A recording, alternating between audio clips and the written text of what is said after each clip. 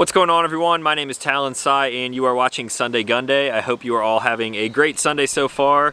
What I have for you today should be pretty quick and simple. The gun itself is very simple. I've taken a look at almost every offering from this company in the past, and this one has been added to their lineup fairly recently. It's about as simple and straightforward as it gets. So without further ado, we're going to be taking a look at the Zion 15 from IWI. The Zion 15 is the first M4 variant rifle coming from IWI US. This features a 15-inch free float handguard, which is M-LOK compatible, as well as a B5 system stock and pistol grip. They do include one 30-round PMag in the box, and everything that you see here is proudly manufactured in the IWI facility found out in Middletown, Pennsylvania. I actually used to live out there and never realized that their plant was right there, so it's pretty cool that this one is close to home. The MSRP on the Zion 15 is coming in at $8.99, and when judging a book by its cover, it seems like they have a lot of good value here for an off-the-shelf AR-15. Now for the sight, on top I have a Crimson Trace CTS 1100. This is a 3.5 times magnified optic. It does have an illuminated reticle, and this is what they consider their battle sight. Also up front I have the Crimson Trace CWL 202, which is a 900 lumen tactical weapon light. We'll talk about that stuff a little bit more once we get into the shooting. Alright guys, we're gonna jump right into the shooting. It's weird holding a full-length AR-15 in my hand now because I'm so used to shooting different SBRs and pistol calibers as of right now. This 15-inch handguard seems like a whole lot of real estate.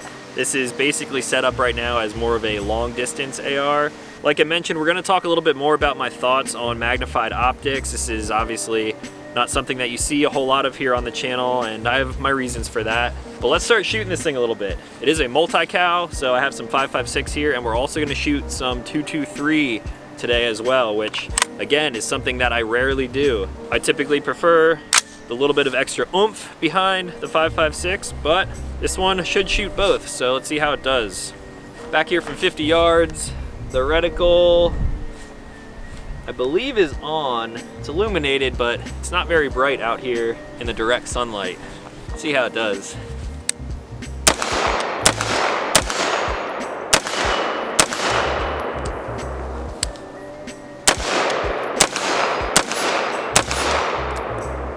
Seems to be zeroed pretty well for standing 50 yards. I just zeroed this thing with one of my laser sights in my house.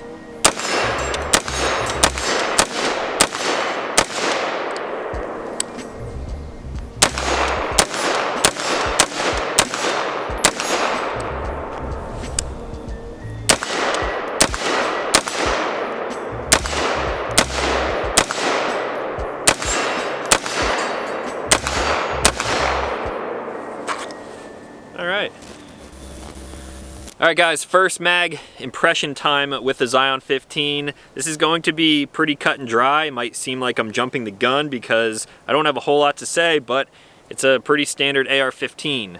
Now the price point that this thing is coming in at, $899, I think that is some really good value for a well-known brand like IWI. I've had great luck with all of their offerings. Come to think of it, I don't think I've had a single malfunction with any of my IWI guns so far. We tested the Uzi, the Tavor, even the TS-12, the Jericho, oh, the Masada too. I've tested quite a few IWI weapons, and this one seems to be no different. They have really good quality, and everything that I would expect out of an off-the-shelf AR-15 is present right here. So a few of the features that I like with an off-the-shelf AR-15, a full-length, free-float M-LOK handguard. This obviously gives you a ton of real estate to mount up whatever you see fit. In this case, I do have that Crimson Trace weapon light on the end here. You got M-LOK all around, and then a full-length Picatinny rail on top, so there is a ton of real estate here. This rifle, without the optic and light, is coming in at around 6.5 pounds, I believe. And then you throw an optic on here, which is pretty heavy, and then a light, you're looking at, I would say this thing weighs roughly like 8 pounds now. All of the controls are standard. You have an A2 bird cage on the end there. Hopefully that doesn't bust up this light too much. And then we have the B5 furniture on the rear here. Stock, adjustable, pretty straightforward there. And then we have the pistol grip here. The texture on here reminds me sort of the M&P textures on the 2.0s. So think about the M&P 2.0 texture, but just a little bit more aggressive. I like the feeling of this grip, and that's something that I probably wouldn't change if I were to upgrade this rifle at all. The trigger on this thing, very standard of course, just like everything else on this rifle. And now that, I guess, leads me into the optic and the light. For the light, we're obviously not going to be doing a whole lot of testing out here today. However, I have been testing this just like indoors at nighttime. And for a 900 lumen light, this thing actually projects very nicely. It has a nice big hotspot right in the middle, and I would be curious to see how this actually does outdoors. It seems to do a really good job at illuminating everything for about $100. I would definitely put this on the budget side of weapon lights out there, but it does come with a lot of accessories like the M-LOK compatible holder on the side. You could also mount this up to key mod and as well as just on a Picatinny rail. It did come with the tape switch on the back here, which is momentary, and it also has a clicky button for constant on. And then you can swap out this tail cap and just run this thing as a normal tactical light if that's something that you choose to do. The switch on here does have 3M, but in this case I just have it wrapped around here with the Velcro, and it seems to be held in place pretty well. Again, this is not something that I'm going to be testing a whole lot more here today, but maybe in the future I will shoot this thing some more and we will revisit this to see how it's been holding up. It is an all metal body, so I think it should stand up to the blast of 5.56 and of course 223 as well. Now moving back here to this optic, this big heavy 1 pound metal body magnified optic. As you guys know, I come up here to my range pretty frequently and I am a recreational shooter in every sense of the word. Sure, I get into training every once in a while. However, when I'm out here at the range, I'm not really shooting past 100 yards very often. And for the most part, when I'm setting up guns, I opt for red dot optics. Even when you're back shooting at 100 yards, red dot optics seem to be completely fine for me. When you're working with a really small MOA dot, it makes things a little bit more challenging, but it's also a lot of fun to shoot like that. Now, I've never really been a huge fan of the fixed magnified optics like this. If I was going for something that did have a little bit of magnification power, I would probably opt for something that is variable. The Trijicon ACOGs, for an example, that's something that I never really got into because of the eye relief. If you've ever shot one, you'll know that they don't have the greatest eye relief, especially when you compare it to something that is infinite like a traditional red dot. So the CTS 1100 is coming in at around $320, so I would also put this in the budget category. Same thing with the light. For now, it seems to be holding zero very well. Like I mentioned, I just zeroed this thing at about 25 yards. I threw a laser in this gun and was shooting at about an inch-sized target. The mount on here seems very solid, but with that solid mount and that all metal body, you're adding a whole nother pound to a rifle like this. Now, one thing that I might find a little bit more difficult with an optic like this is actually transitioning from target to target. The eye relief on here is not the greatest. You have to be very deliberate with where you're actually placing your cheek on this stock. I have it set up right now so that it falls right in line with the charging handle, and if I pull the gun up onto target, I feel like I actually have to slide my head just a little bit further forward. 2.5 inches of eye relief there. This thing does look really clear. Like I mentioned, it's not very bright as far as the illumination goes, but when you're looking through this thing at night, that's when it's really going to shine. It also has what they call, I believe, their bullet drop compensator reticle, so it's a pretty standard reticle. It actually looks very similar to an ACOG, and then it has bullet drop hashes underneath that. That, of course, is not something that I'm going to be dealing with here today. However, I do want to take this thing back to about 100 yards and shoot this thing quite a bit because I do have that 3.5 times magnification now. So let's load up some mags and shoot the Zion 15 just a little bit more.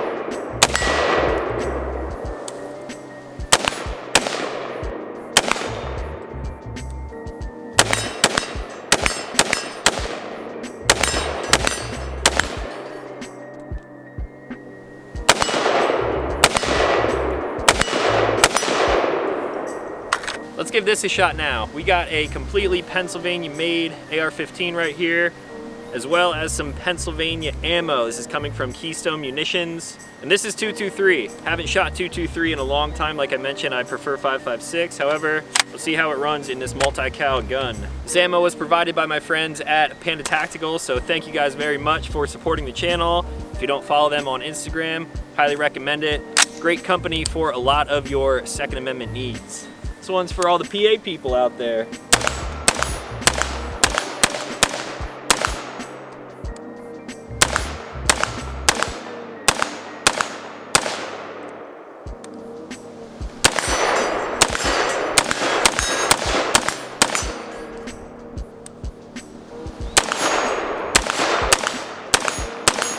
Very clean ammo, might I add. Seems like some good stuff.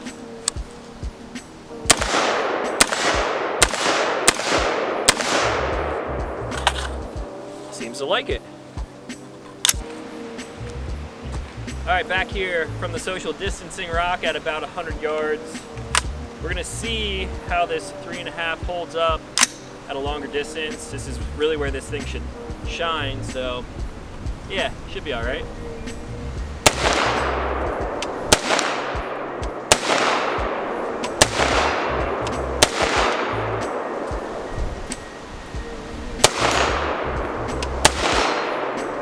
What about the smaller 2/3?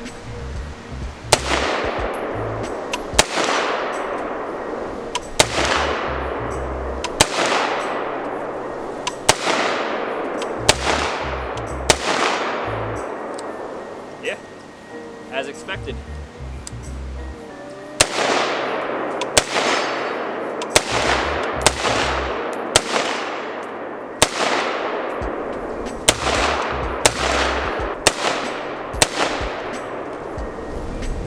Gonna try to run the tree now back here from 50 yards. I'm a little shaky today, so it might be kind of difficult, but we'll give it a shot.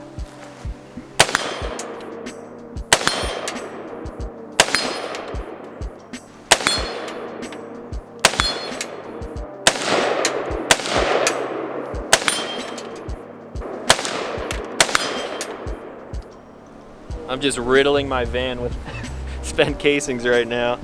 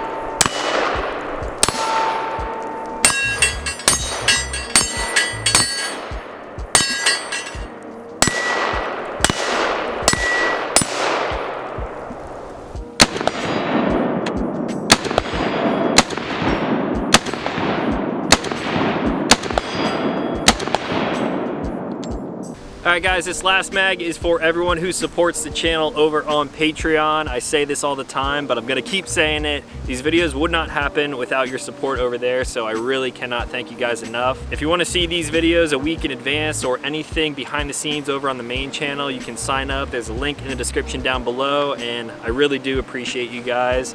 I will talk to you soon on the Discord.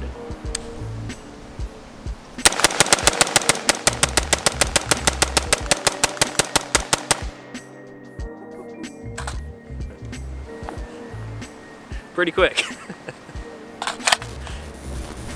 All right guys, back for some of my final thoughts on the Zion 15. I have to say it is a really nice change of pace going from a gun that I had last weekend which barely ran at all to something like this which was completely reliable accurate, and it was a blast to shoot. Now, I was kind of unsure with how I would set this gun up. I kind of just threw this CTS 1100 on here as sort of just like a test subject, something that I had lying around for a long time and I never actually gave it a shot. However, I'm pretty pleased with this whole package right now. For an off-the-shelf AR-15 and MSRP of $899, you should be picking this thing up a little bit less than that. This has a ton of great features that I would look for in an off-the-shelf package. I really dig the grip and the stock combo. It's fairly simple, no frills there. It gives you a really nice textured grip. Full-length, free-float handguard, which is going to be good for mounting up any accessories that you see fit. And you have a full-length AR-15, so you're gonna get better ballistics than you would out of a pistol variant, something with like 10.5 inches or less on the barrel length. So all of that stuff coupled with a 3.5 times magnified optic, I would say that this is a really good mid-range AR-15. It's mid-range not only in the price of the entire package and the things that I've added on here, but also mid-range. You're gonna be pushing out past 100 yards very easily with a package like this. It's going to allow you to shoot 5.56, which is my preferred cartridge, or if you want something with a little less power, possibly a little bit less expensive, then you can opt for 223, and it ate up everything that I had to throw at it today. One thing that I don't think I really mentioned earlier, but I did mention on that last mag dump there, is that this is a single stage trigger, which is going to be a little bit easier to shoot longer distances with. Let's actually take a look at this thing since I have not shown you yet. There's honestly not a whole lot to look at here. It's just a fairly simple mil-spec feeling trigger. Put my finger on there, pulling back, there will be no wall. It's just a very crisp and pretty predictable break for a single stage trigger. I would say it feels like maybe about a 5.5 to 6.5 pound pull. Not super heavy, but also not super light where it feels dangerous. So like I mentioned in the beginning of this video, I figured this was going to be pretty quick and simple, and it absolutely was. A good off-the-shelf option for a mid-range AR-15. I think that's all that I had for this one. Again, huge thank you to Panda Tactical for supplying that 223 ammo today, and thank you to everyone on Patreon who makes these videos possible every single week. If you guys are new to this channel, consider clicking subscribe because I make new videos every single Sunday. That's going to be all for today, so as always, thank you for watching, and I will talk to you in the next one.